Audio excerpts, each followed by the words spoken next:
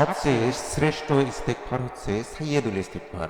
আল্লাহুম্মা আনতা রাব্বি লা ইলাহা ইল্লা আনতা খালাকতানি ওয়া আনা আবদুকা ওয়া আনা আলা আহদিকা ওয়া আদিকা মাস্তাতু আউযু বিকা মিন শাররি মা সানাতু আবু লাকা বিনিমাতিকা আলাইয়া ওয়া আবু লাকা বিযামবি ফাগফিরলি ফাইন্নাহু লা ইয়াগফিরুয যুনুবা ইল্লা আনতা।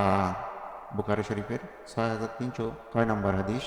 এখানে আরবি ও বাংলা উচ্চারণ দেওয়া আছে, আপনারা সুন্দরভাবে মুখস্থ করতে পারবেন।